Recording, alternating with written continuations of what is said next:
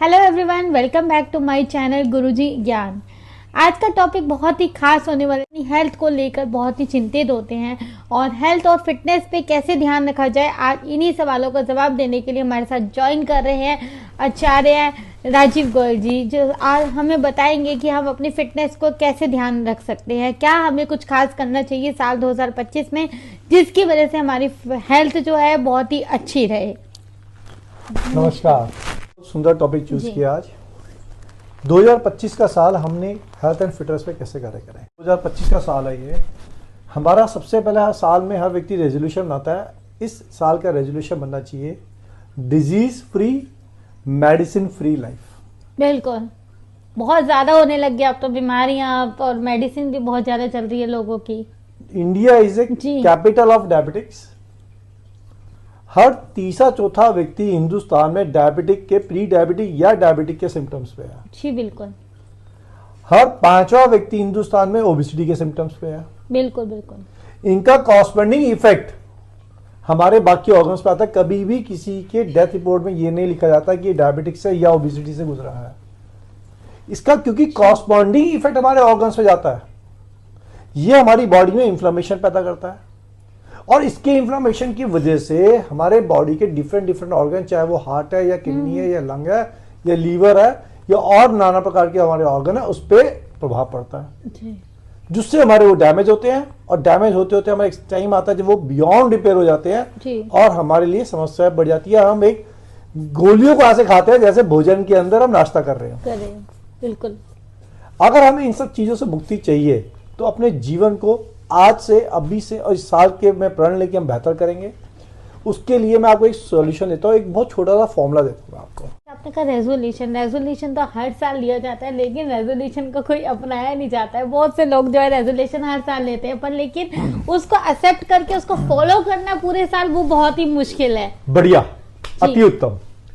देखो, जो चीज आप अपने कंफर्ट से हटके करोगे ना, वो चीज, वो प्रयास कुछ समय तक चलेगा, फिर टूट जाएगा। बिल्कुल।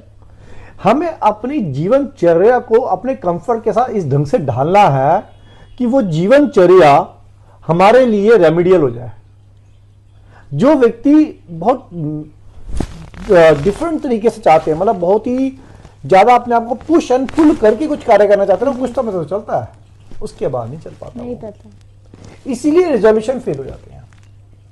हम अपनी क्लासेस में भी हेल्थ एंड वास्तु और फिटनेस पे जो हमारी क्लासेस होती हैं, हेल्थ फिटनेस पे हमारा अभी क्लास चल रहा है, हेल्थ फिटनेस एस्ट्रो वास्तु पे जो चल रहा है, उसमें हम यही सिखाते हैं लोगों को कि आप अपनी जीवनचर्या के अंतर्गत में रहते हुए किस तरीके से अपने आप को डिजाइन करें जो आपके लिए बेनिफिशियल हो। देखो, आपने सुना है कि हर व्यक्ति चाहता है कि मैं डाइटिशियन में लेता हूं जिससे डायबिटिक्स भी कंट्रोल होती है और ओबेसिटी भी कंट्रोल होती है।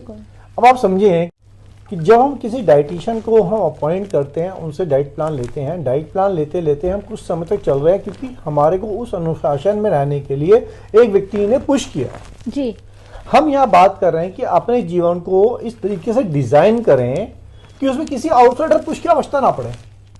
हमारे अंदर से मोटिवेशन जागे, हमारे अंदर से प्रेरणा जागे कि मुझे हर चीज खानी है, बस कितनी मात्रा में खानी है, कितने समय पे खानी है।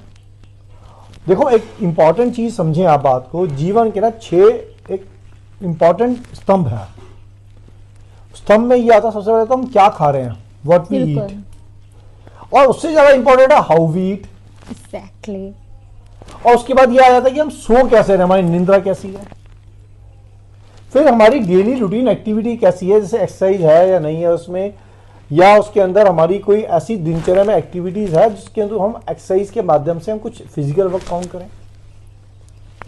इसके बाद हमारा इमोशनल बैलेंस कैसा है, हम इमोशनली डिस्टर्ब हैं, हम स्ट्रेस में हैं जी। और एक बात आती है एनवायरनमेंट कैसा है, किस एनवायरनमेंट में जी रहे हैं, संगति का बहुत बड़ा फर्क पड़ता है। ये हमारे जीवन के 6 महत्वपूर्ण स्तंभ है। अब मैं आपको एग्जांपल छोटी सी देता हूं। जब क्वेश्चन हमारा शुरू हुआ था कि हम इस साल में अपनी हेल्थ को कैसे मेंटेन करें, ये क्वेश्चन था हमारा जी। एक छोटा सा टिप देता हूं मैं आपको, यह AAM या 2AM। What is AAM? AAM या 2AM एक ही बात है। AAM, A stands for alkaline, second से A stands for antioxidant and M stand for micro nutritions. अब आप समझिए, बॉडी के अंदर पीएच वैल्यू 0 to 14 होती है। किसी भी चीज़ की पीएच वैल्यू हमारे 0 to 14 में हम नापते हैं। इसका मतलब है कि इस मिड में 7 आता है। 7 इज एक बैलेंस पीएच वैल्यू जो अल्कलाइन वैल्यू कहलाती है जी। हमारी बॉडी के अंदर पीएच हमें यूरिन के मापदंड से मिलता है। जब यूरिन एनालिसिस होता है तो उससे हमें पीएच वैल्यू मिलती है कि हमारी बॉडी की पीएच क्या है। Anything less than 7 is going towards acidic, anything above 7 is going to alkaline. Alkaline body जितनी होती है उतनी बॉडी स्वस्थ होती है, उतनी बॉडी अच्छी होती है, उतने सेल को रीजनरेशन करने में हेल्प होती है, उतना ही बॉडी क्लीन सिस्टम पे रहती है। जितना क्लीन रहती है बॉडी उतना रिकवरी अच्छी करती है। जब कोई व्यक्ति बीमार होता है तो बॉडी 7 से नीचे जाती है कि 6, 5, 3, 4 इस तरीके से जाती है, और 6.5 से 7 के बीच में इसे नॉर्मल थिंग। जब हम दूर जाना शुरू कर देते हैं तो हमारी बॉडी एसिडिक होती है, जिसका नुकसान हमारे कहीं ना कहीं किसी ना किसी ऑर्गन में आएगा ही आएगा। वो बाई प्रोडक्ट आएगा ही आएगा। अच्छा, कहीं ये नहीं लिखा जाता डिजीज में, बीमारी के अंदर जब कोई इंसान को बीमारी होती है कि इसका पीएच वैल्यू बढ़िया था, ऐसा नहीं लिखा जाता। नहीं, वो बोला था इसका हार्ट फेल हो गया, उसका रीजन क्या था ये तो कोई बताता नहीं है। हाँ, ये तो है। किसी का बीमारी, किसी का व्यक्ति का शुगर लेवल बहुत बढ़िया, कोई ये नहीं बोलेगा कि शुगर की वजह से गुजर गया, व्यक्ति बोलेगा किडनी फेलियर से गुजर गया। किडनी फेल क्यों हुई थी, उसका रीजन नहीं है। ये हमें ही जानना पड़ेगा कि अगर हमें स्वस्थ रहना तो किसी रूट कॉज पे काम करना पड़ेगा, इसकी जड़ पे काम करना पड़ेगा, तब हम स्वस्थ रहेंगे। अगर हमें 7 पीएच वैल्यू मेंटेन करनी है तो हमें अपनी बॉडी को अल्कलाइन करना पड़ेगा, ये बहुत जरूरी है। दूसरा आता है एंटीऑक्सीडेंट। हमारी बॉडी ऑक्सीडेशन जनरेट करती है सारे दिन में, रात में जब हम सोते हैं बॉडी रिपेयर करती है अपने आप को, सो ऑक्सीडेशन जनरेट होती है।